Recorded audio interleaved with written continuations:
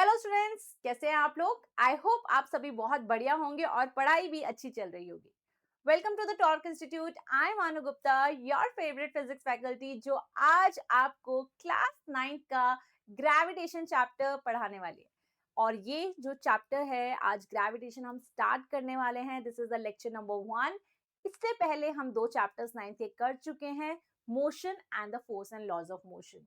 Right, तो जरूर से आप उन लेक्चर्स को देखना, चैप्टर्स को अच्छे से प्रिपेयर करना and then come on this chapter which is gravitation. अब एक इंटरेस्टिंग बात मैं आपको बताती हूँ, जो आपका 9th का सिलेबस होता है ना, वही सेम सिलेबस आपको 11th में मिलता है। मतलब जो चैप्टर्स आप फिजिक्स में यहाँ कर रहे हैं ना, motion, force and laws of motion, gravitation, then we have work, energy and power and sound, ये सभी चैप्टर्स आपको 11th में भी मिलेंगे। अब होगा क्या, उसमें हम थोड़ा सा और एक्स्ट्रा इंफॉर्मेशन डालेंगे, एक्स्ट्रा नॉलेज उसमें डालेंगे। राइट, बट यस, अगर यहाँ पे आपने अपना बेसिक स्ट्रॉन्ग कर लिया, कंसेप्ट स्ट्रॉन्ग हो गए, तो ऑटोमेटिकली 11th बड़ी आपको इजी लगेगी। तो इसीलिए you need to make sure कि आप 9th में ही इन चैप्टर्स की अच्छे से प्रैक्टिस कर ले। और प्रैक्टिस करने के लिए करना क्या है, सिर्फ मेरे लेक्चर्स देखने हैं और जो क्वेश्चन प्रैक्टिस कराई है उन्हें जरूर करना है। तो चलिए आज शुरू करते हैं ग्रेविटेशन चैप्टर से।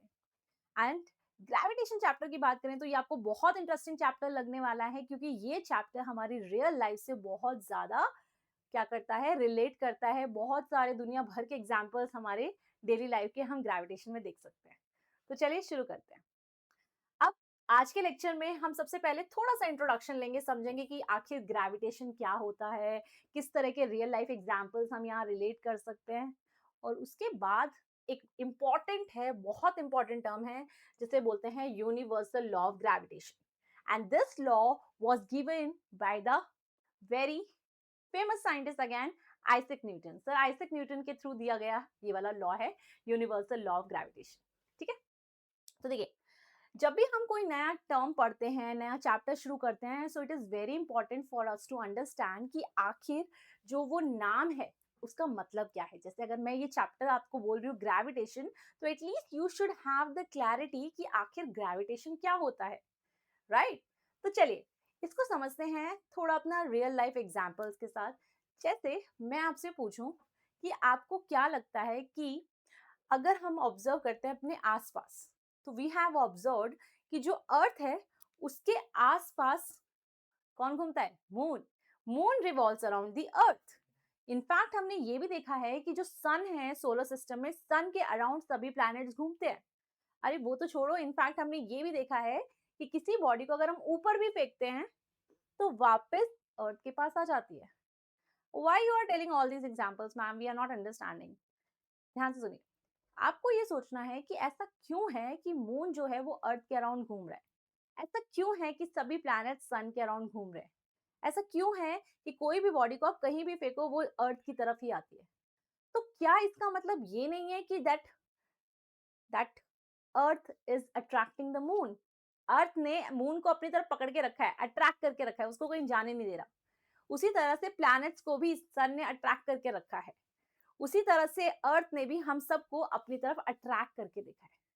अब ध्यान से सुनिए, यही से हमारा ग्रेविटेशन हमें समझ में आएगा। क्योंकि ग्रेविटेशन एक्चुअली क्या होता है, ग्रेविटेशन ये बोलता है कि दुनिया में जितनी भी बॉडी के पास मास होता है ना, एक बॉडी जिसके पास कुछ मास है, वो दूसरी बॉडी जिसके पास मास है उसको अट्रैक्ट करेगा। There will always be force of attraction. ठीक है ना, हमेशा दो बॉडीज जिनके पास मास होगा, जैसे ये है m1, ये है m2। तो हमने ये ऑब्जर्व किया कि ये बॉडी इस बॉडी को अपनी तरफ खींचती है कुछ फोर्स के साथ, अट्रैक्टिव फोर्स। तो they are going to attract each other. ठीक है, m1 m2 को खींचेगी, m2 भी m1 को खींचेगी। राइट, इस तरह से रहेगा। जैसे कि मान लो अगर मैं बात करूं, I have this pen, I have this hair, तो ये क्या है, दोनों के पास मास है, तो they will going to attract each other. ये हमारा ग्रेविटेशन बोलता है। That gravitation is the force of attraction between any two bodies in the universe having some mass. ठीक है, तो इसीलिए ऐसा हुआ कि हमारा अर्थ जो है उसके पास बहुत सारा मास है। ठीक है, अर्थ के पास मास है, और अभी जो छोटे वाली बॉडी है इसके पास भी मास है। तो हुआ क्या, इसने इसको भी अट्रैक्ट किया, इसने इसको भी अट्रैक्ट किया। ठीक है, तो there is a force of attraction. तो इस वजह से क्या हुआ, फोर्स ऑफ अट्रैक्शन की वजह से देखा हमने कोई भी बॉडी नीचे गिर रही है, कोई भी बॉडी क्या कर रही है, नीचे गिर रही है। फिर आपको लगा होगा मैम बट ये समझ में नहीं आया, अगर जो अर्थ है उसने भी फोर्स लगाया, that's why the body is coming down, but वो जो बॉल है उसने भी तो फोर्स लगाया ना, अट्रैक्टिव फोर्स लगाया, then why the earth is not coming up. तो अर्थ इसलिए ऊपर नहीं आई, सोचो ध्यान से, अर्थ इसलिए ऊपर नहीं आई क्योंकि अर्थ इज वेरी ह्यूज। अर्थ को मूव कराने के लिए जो फोर्स का रिक्वायरमेंट होगा वो बहुत ज्यादा फोर्स चाहिए होगा। अब बहुत ज्यादा फोर्स अप्लाई करोगे तभी जाके बॉडी क्या कर पाएगी, मूव कर पाएगी। You have to apply lot of force for that, है ना। तो ये छोटी सी बॉडी इतना इनफ फोर्स नहीं लगा पाती। और एक और चीज हम ध्यान रखेंगे कि जितना फोर्स ये बॉडी इसके ऊपर लगाती है, जैसे मान लो इसने इसके ऊपर लगाया 10 न्यूटन फोर्स, तो ये भी इसके ऊपर 10 न्यूटन फोर्स ही लगाती है, इक्वल एंड अपोजिट। ठीक है, जैसे कि आपको ध्यान होगा Newton third law, action and reaction. तो अगर ये बॉडी इसको F फोर्स से खींच रही है अपनी तरफ, तो ये भी इसको अपनी तरफ F फोर्स से खींचती है। Is it clear? तो यहां तक समझ में आया कि दुनिया में चाहे छोटे से छोटे मास की बात कर लो या बड़े से बड़े मास की बात कर लो, यानी कि अगर मैं एटम्स मॉलिक्यूल्स की बात कर लूं या फिर मैं सैटेलाइट्स की बात कर लूं, सभी बॉडीज एक दूसरे के ऊपर फोर्स लगाएंगी and that will always be attractive in nature, हमेशा अट्रैक्टिव ही होगा, कभी भी रिपल्सिव नहीं होगा। जैसे चार्जेस के केस में तो हम देखते हैं ना कि positive and positive can repel, north pole and north pole can repel, but यहाँ ऐसा नहीं होता। masses will always going to attract each other। ये पॉइंट क्लियर है? ठीक है, तो ग्रेविटेशन क्या है, it's a force of attraction between any to masses. ठीक है, तो उसमें हमने जैसे एग्जांपल ले लिया कि जैसे अर्थ ने इस बॉडी को अट्रैक्ट किया, राइट। ओके, अब जैसे मैम आपने कहा कि अर्थ को तो इसने अट्रैक्ट नहीं किया क्योंकि अर्थ बहुत ह्यूज है, बट सन के केस में तो हम देखते हैं कि सन तो क्या करता है ना, अर्थ को अपनी तरफ घुमा पाता है, तो वो कैसे पॉसिबल है? वो इसलिए पॉसिबल है क्योंकि जो सन है उसका खुद का मास बहुत ज्यादा है, तो इसीलिए वो फोर्स बहुत ज्यादा लगा पा रहा है, राइट, बहुत ज्यादा अप्लाई कर पा रहा है फोर्स, जिस वजह से सभी प्लैनेट्स को वो मूव करा पा रहा है। You got this point? Yes.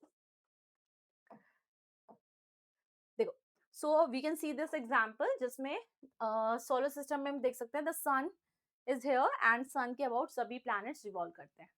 उसी तरह से हम देखते हैं कि जो मून है और अर्थ है, यहाँ पर भी हम देखते हैं कि जो मून है that is attracted by the earth and the earth is also attracted by the moon. But हाँ, कहीं ना कहीं हम कह सकते हैं अगेन अर्थ का मास बहुत ज्यादा है तो उसको मूव कराना इज वेरी डिफिकल्ट, तो इसलिए इसका इन्फ्लुएंस हम कहाँ देख पाते हैं, मून पे देख पाते हैं, मून इसके आसपास घूमता है। ओके, चल, अब ये बात आई कि हमने अगला पॉइंट सोचते हैं इसके लिए। अब ऐसा बोला कि the bodies are having the mass, तो वो एक दूसरे को अट्रैक्ट करेंगे, इसका मतलब सोचने वाली ये बात है कि मेरे पास भी मास है ना, और ये बोर्ड के पास भी मास है, तो हम दोनों एक दूसरे को अट्रैक्ट कर रहे होंगे ना। तो ऐसा क्यों नहीं हुआ कि हम जाके एकदम से कोलाइड हो गए? या फिर ये सोचो, आप जैसे बैठे हुए आपके साइड में आपका फ्रेंड बैठा है, आप दोनों के बीच में अट्रैक्टिव फोर्स है, तो ऐसा क्यों नहीं हुआ कि साइड वाले से जाके कोलिजन हो गया? ऐसे टक्कर क्यों नहीं हुई? What do you think, why? Why is it happening like this कि हम जब देख पा रहे हैं कि भाई मेरे पास भी मास है, इसके पास भी मास है, and we both are attracting each other, we both are attracting each other with some force, तो ऐसा क्यों नहीं हुआ कि हम दोनों जाके कोलाइड कर गए, टक्कर हो गई? ऐसा क्यों नहीं हुआ? बताओ बताओ बताओ, सोचो सोचो, ऐसा क्यों नहीं हुआ कि हम लोग सीलिंग से जाके टकरा गए?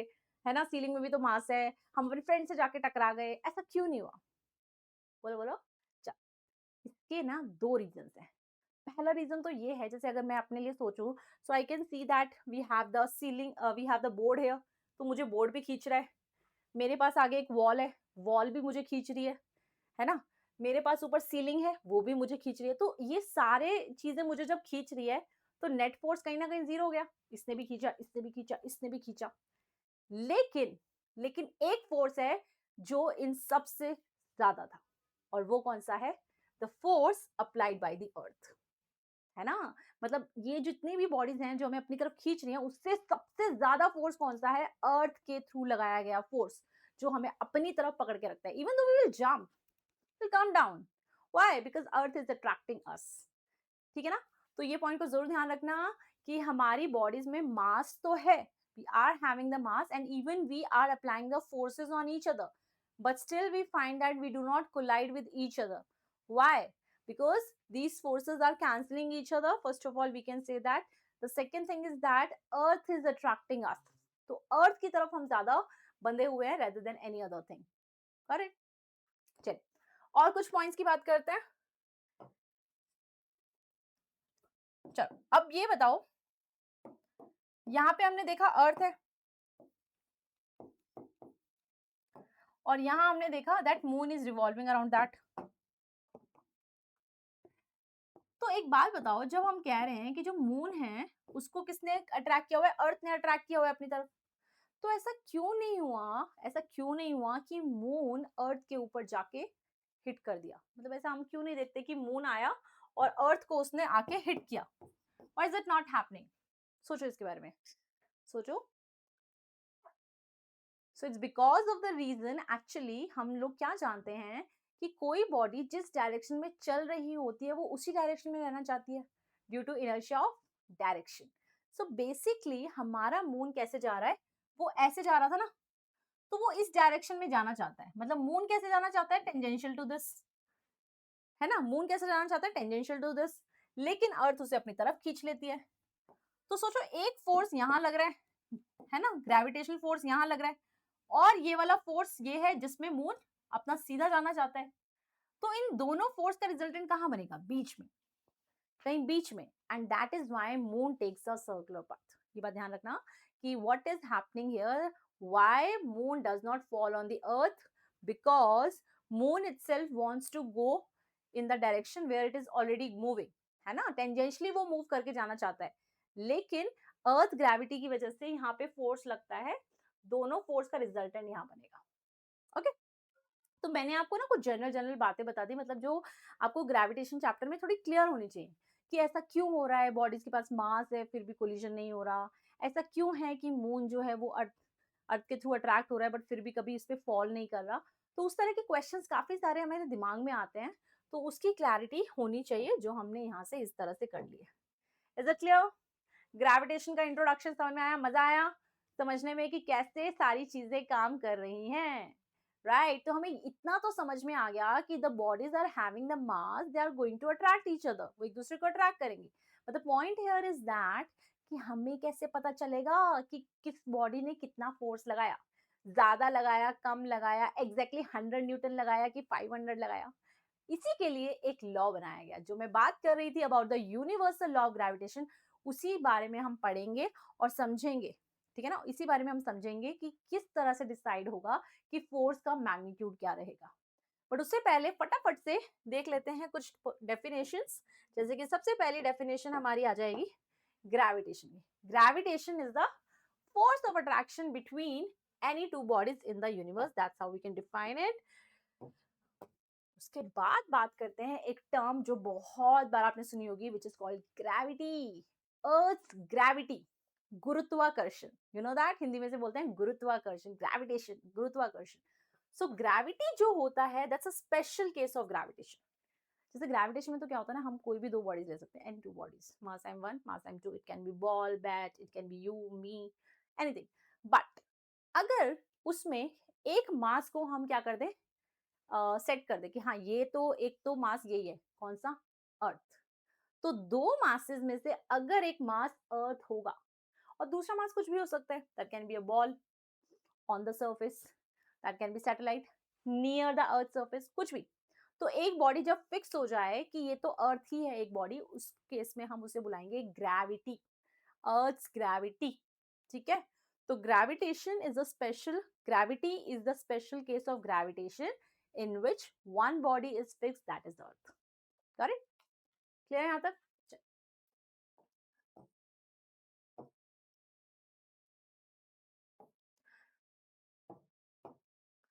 तो अब बात करते हैं आखिर about the law. So this law was given by the Newton scientist, and in fact हम बात करें कि आखिर ये ग्रेविटेशन के बारे में इतना कुछ इंफॉर्मेशन आया कहाँ से. So if we are talking about the history of the gravitation, तो देखिए एक बार की बात है, ये शायद आपने सुनी भी होगी स्टोरी, याद है कि एक बार की बात है, न्यूटन साइंटिस्ट एक एप्पल ट्री के नीचे बैठे थे और उनके सर पे आके एक एप्पल गिरा और कहते हैं वहीं से उनको थोड़ा सा क्लिक किया कि ऐसा क्यों हुआ कि एप्पल उनके सर पे आके गिरा, वो गिरने के बाद हवा में क्यों नहीं उड़ पड़ा? उनके दिमाग में स्ट्राइक किया, यार ऐसे कैसे पॉसिबल है कि जब भी कोई चीज टूटती है, गिरती है, तो हमेशा अर्थ की तरफ ही आती है। तो क्या क्या ऐसा नहीं है कि जो बाकी प्लैनेट्स हैं या फिर मून है, वो भी कुछ इसी तरह से बिहेव करता है ना? That's why I think all the planets are revolving around the sun. Maybe is this the same force because of which the moon is revolving around the earth? जिस फोर्स की वजह से जिस फोर्स की वजह से Apple is falling towards the earth, क्या वही फोर्स रिस्पॉन्सिबल है मून को अर्थ के अराउंड रिवॉल्व कराने के लिए? मतलब उनके दिमाग में इतना कुछ आने लगा। एंड ऑनेस्टली ऐसा नहीं था कि इनसे पहले कोई अर्थ ग्रेविटी के बारे में नहीं जानता था। जानते थे लोग, बट बहुत डिटेल में नहीं पता था, और कहीं ना कहीं हम कह सकते हैं हमारे पास कोई लॉ भी नहीं था, प्रूफ करने के लिए कोई चीज नहीं थी। लेकिन जो न्यूटन साइंटिस्ट हैं, उन्होंने बहुत डिटेल में इसके बारे में सोचा, स्टडी करी, एंड फाइनली हमें एक लॉ बना के दिया जो आज तक भी बहुत अच्छे से हर जगह वैलिड होता है, जिसको बुलाया जाता है universal law of gravitation. Right? तो ये थी कहानी हमारे न्यूटन साइंटिस्ट की। तो चलिए अब बात करेंगे यूनिवर्सल लॉ ऑफ ग्रेविटेशन क्या है और कैसे इसे फाइंड आउट करते हैं। इट्स वेरी इजी एंड बहुत बार एग्जाम में पूछते हैं, तो अच्छे से देख लेना। देखो, मान लो ये बॉडी है जिसका मास है m1, ये दूसरी बॉडी है जिसका मास है m2, और इन दोनों के बीच का डिस्टेंस, सेंटर से सेंटर का डिस्टेंस कितना है, मान लो r। So how we can decide that कि कौन सी बॉडी पे कितना फोर्स लगेगा? तो हम ये बोल रहे हैं सबसे पहली बात तो कि जितना फोर्स ये बॉडी इस पे लगाएगी, है ना, उतना ही फोर्स ये बॉडी भी इस पे लगाएगी। सेम टू सेम फोर्स लगता है। They attract each other like this. और हमेशा कैसे अट्रैक्शन होता है? इस लाइन के अबाउट, मतलब जो लाइन आपने सेंटर से सेंटर तक जोड़ी है। तो ध्यान से देखो, हमने क्या बोला? वी आर सेइंग दैट कि फोर्स जो होगा that is directly proportional to product of masses, है ना। पहला रूल क्या बोलता है कि हमने एक्सपेरिमेंटली देखा कि जो फोर्स होगा directly proportional to product of masses होगा, and inversely proportional to square of the distance between them. जो भी सेंटर से सेंटर तक का डिस्टेंस है उसका स्क्वायर करो, ठीक है ना, उसके इनवर्सली प्रोपोर्शनल फोर्स होगा। कहीं ना कहीं हमको एक बात समझ में आ रही है कि यानी कि अगर इनके प्रोडक्ट ऑफ मासेस ज्यादा होगा तो फोर्स भी ज्यादा होगा, डायरेक्टली प्रोपोर्शनल। कहीं ना कहीं हम ये कह सकते हैं अगर उन दोनों के बीच में डिस्टेंस ज्यादा हुआ तो फोर्स कम हो जाएगा।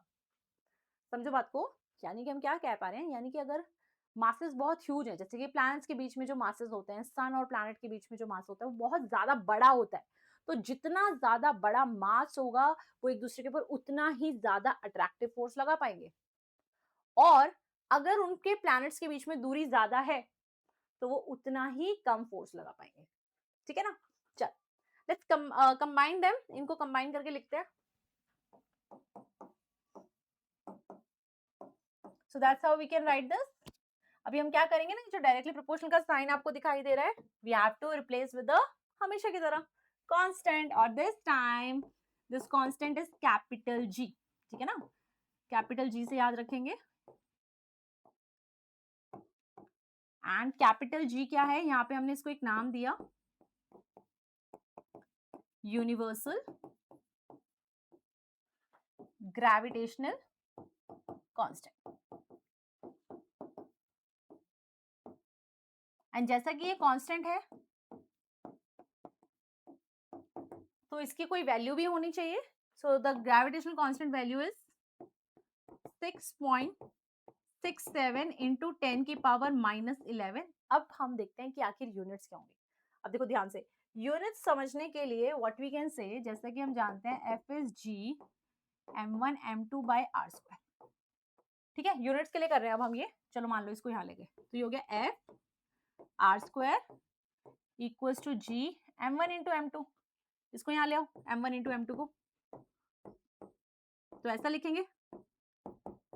सही है यहाँ तक? देखो, यूनिट्स का पता करने के लिए हम ये कर रहे हैं। अब मुझे बताओ फोर्स की यूनिट क्या होती है? न्यूटन। आर क्या है? डिस्टेंस। डिस्टेंस की यूनिट क्या होती है? मीटर। तो ये क्या, मीटर स्क्वायर। मास की यूनिट बताओ? केजी। इसकी बताओ? केजी इक्वल्स टू जी। तो इसकी यूनिट क्या हो गई, न्यूटन मीटर स्क्वायर पर केजी स्क्वायर, राइट। देखो ध्यान से, न्यूटन मीटर स्क्वायर पर KG square. Is it clear? Yes. So the scientist who found the value of g, इसका नाम आप याद रखना, the name is Henry Cavendish.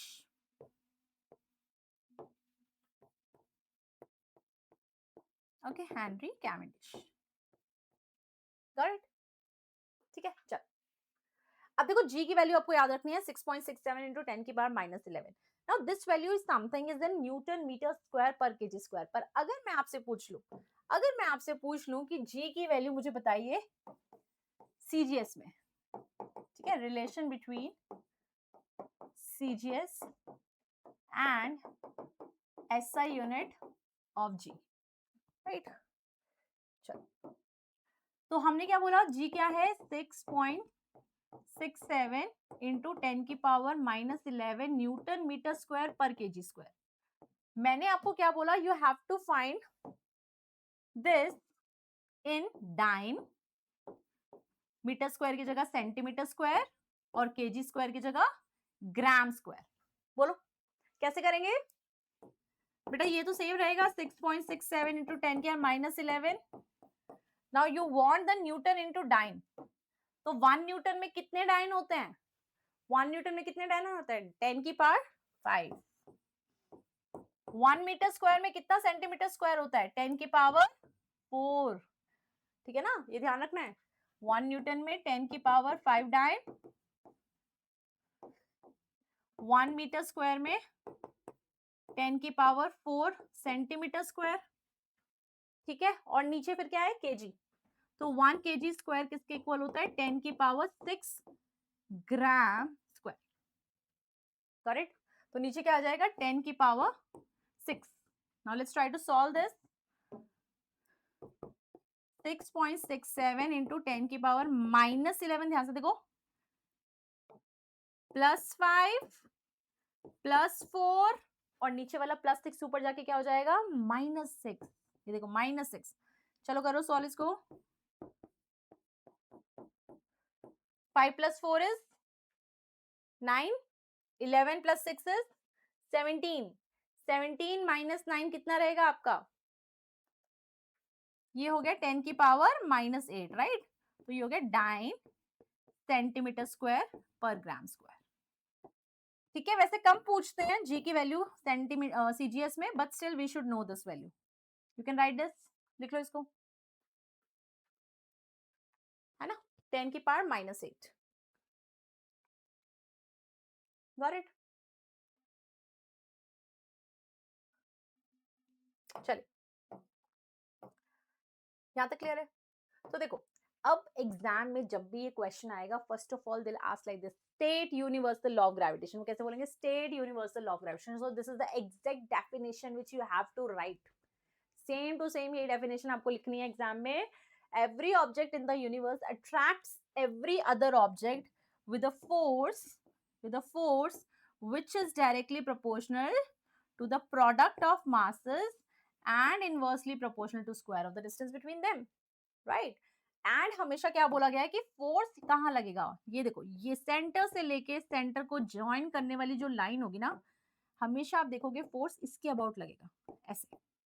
इसका कहने का मतलब क्या हुआ कि कभी आपने ऐसा देखा है क्या, देखो ये मास m1 है, ये मास m2 है, और m2 इसको कहाँ खींच रहा है, ऐसे इधर खींच रहा है, ऐसा पॉसिबल है क्या, या फिर इधर खींच रहा है, नहीं ना, वो हमेशा इधर ही खींचता है। मतलब इस सेंटर से इस सेंटर को ज्वाइन करने वाली जो लाइन है ना, इसके पॉइंट के अबाउट ही खींचता है, वो ये कहता है। क्लियर? ओके, तो ये वाली लाइन लिखना मत भूलना, दिस इज इंपॉर्टेंट। चलिए, अब हम ये बात करते हैं कि आखिर, वैसे तो already we have discussed a lot of things, but exam में ना पूछते हैं ये चीज कि आप ये बताओ कि यूनिवर्सल लॉ ऑफ ग्रेविटेशन की एप्लीकेशंस रियल लाइफ में क्या है।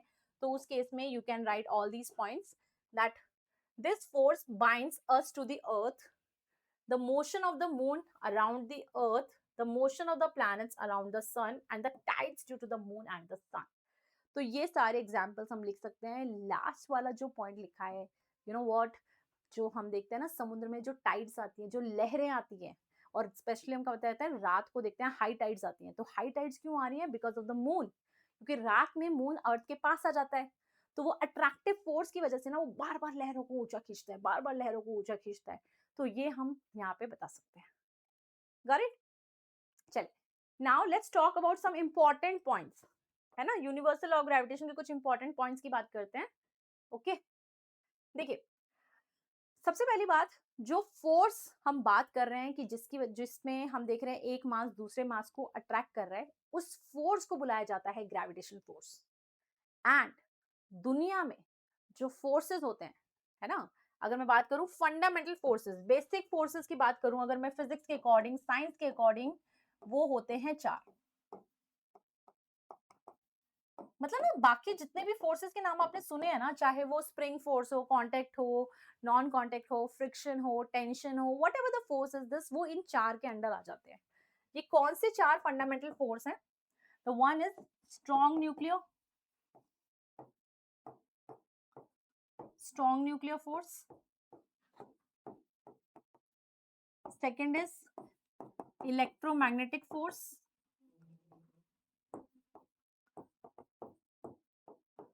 Third is weak nuclear force,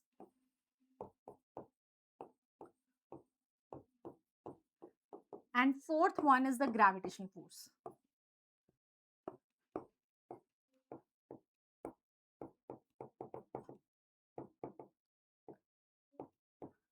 तो हम बोलते हैं कि जो फंडामेंटल फोर्सेस है ना, फंडामेंटल फोर्सेस में जो सबसे वीकेस्ट फोर्स होता है, मतलब सबसे कम लगने वाला, सबसे वीकेस्ट फोर्स, मतलब जिसका मैग्नीट्यूड सबसे कम है ना, जो सबसे कम स्ट्रांग है, वो है ग्रेविटेशन। ग्रेविटेशन फोर्स सबसे स्ट्रॉन्ग फोर्स कौन सा होता है? Strong nuclear force. This force act between the nucleus, है ना, न्यूक्लियॉन्स के बीच में लगता है, basically proton proton, neutron neutron, उनके बीच में लगने वाला फोर्स होता है। ये कहते हैं दुनिया में सबसे स्ट्रॉन्गेस्ट फोर्स है, इससे ज्यादा स्ट्रॉन्ग फोर्स आज तक हमें मिला ही नहीं है। This is the strongest one. और ग्रेविटेशनल फोर्स सबसे वीकेस्ट। वीकेस्ट मतलब देखो ना, हम लोग जंप करते हैं तो अर्थ वापस खींच लेता है। हम लोग देखें तो क्या कहते हैं, the planets are revolving around the sun, the moon is revolving around the earth. मतलब ये सब किसकी वजह से ऊपर है? Because of the gravitational force, जो हम बोल रहे हैं सबसे वीकेस्ट फोर्स है। हम क्या बोल रहे हैं? Gravitational force is the weakest force in the universe. जबकि हम उसके इफेक्ट देखो, कितने स्ट्रॉन्ग इफेक्ट देख पा रहे हैं, राइट, कि हम अर्थ से कभी बाहर निकल ही नहीं पाते, इवन वी ट्राई, और फिर भी हम कह रहे हैं वीकेस्ट फोर्स। सोचो, यानी कि स्ट्रॉन्ग न्यूक्लियर फोर्स कितना ज्यादा स्ट्रॉन्ग होगा, कितना ज्यादा स्ट्रॉन्ग होगा, राइट। तो हमारा इंपॉर्टेंट पॉइंट यहाँ पे आ जाता है एक, कि it is a fundamental force which is weakest force in nature, right. Second important point, it forms action reaction pair. जैसा मैंने बताया था, ये बॉडी इस पे फोर्स इधर लगाएगी, तो ये भी इस पे फोर्स यहाँ लगाएगी, like Newton third law only, action reaction. Third, it is a long range force. Long range का मतलब ये है कि जैसे अगर हम यहाँ अर्थ पे यहाँ है भी सही ना, तो हजारों मीलों दूर दूसरी किसी दुनिया में, किसी सैटेलाइट पे या किसी प्लैनेट भी अगर मैं बात करूँ, तो भी हमारे बीच में अट्रैक्टिव फोर्स होगा। इट्स अ लॉन्ग रेंज, बहुत दूर दूर तक, बहुत दूर दूर तक भी ग्रेविटेशन फोर्स एक्ट करता है। It's a long range. Next point लिया है, it's a central force. Central force मतलब किसी बॉडी के सेंटर से लेके दूसरी बॉडी के सेंटर से ये फोर्स लगता है, सेंटर टू सेंटर को ज्वाइन करने वाला। नेक्स्ट क्या बोला है? It does not depend on the intervening medium. इसका मतलब अगर ये बॉडी है जिसका कुछ मास है m, ये दूसरी बॉडी है जिसका है मास m, इनके बीच में मान लो लग रहा है फोर्स F, तो हम ये कह रहे हैं कि अगर मान लो इसके बीच में आप कोई बॉडी दूसरी ले भी आते हो, जैसे कि मान लो कोई छोटा सा मास आपने रख दिया m यहाँ लाके, या फिर मान लो आपने इसको पानी के अंदर रख दिया, ऐसा कुछ, तो आप देखोगे जो इन दोनों के बीच में लगने वाला फोर्स है ना, विच इज G/m/r², वो सेम ही रहने वाला है। इस बात से कोई फर्क नहीं पड़ेगा कि आपने इसको किस में डाला है या इसके आसपास कोई और बॉडी को लाया है कि नहीं लाया। So it does not depend on the intervening medium. Got it? इसी के साथ हम एक और पॉइंट ऐड कर सकते हैं कि कई बार ना आपसे ना वो फोर्स और डिस्टेंस के बीच में ग्राफ पूछ लेते हैं, फोर्स और डिस्टेंस के बीच में। तो ये कैसे बनाएंगे हम? जैसा कि हम जानते हैं force is inversely proportional to r square, तो ग्राफ कैसा बनेगा? आर स्क्वायर, वो भी इनवर्स। तो ये कैसा ग्राफ बनेगा? कुछ इस तरह से। इस ग्राफ को बेटा क्या बुलाते हैं? Hyperbola. Hyperbola. So these are the important points which we have discussed here. ठीक है ना, सारे जितने भी इंपॉर्टेंट पॉइंट्स थे ग्रेविटेशन के ऊपर और ग्रेविटेशनल फोर्स के ऊपर वो हमने डिस्कस किए हैं. अब नेक्स्ट क्लास में मैं आपको इसके क्वेश्चंस डिस्कस कराऊंगी, न्यूमेरिकल्स की बात करेंगे और साथ में थ्योरी क्वेश्चंस की भी बात करेंगे कि किस तरह से क्वेश्चन इस पे आते हैं. सो आई होप आपको मजा आया हो पूरा देखने में कि आखिर ग्रेविटेशनल फोर्स क्या होता है और इसकी दुनिया भर में कितनी सारी एप्लीकेशंस हैं. अब हम मिलेंगे अपने नेक्स्ट लेक्चर में. टिल देन सभी बच्चे अपना ख्याल रखेंगे, अच्छे से पढ़ाई करेंगे. Okay, have a nice day everyone. Thank you.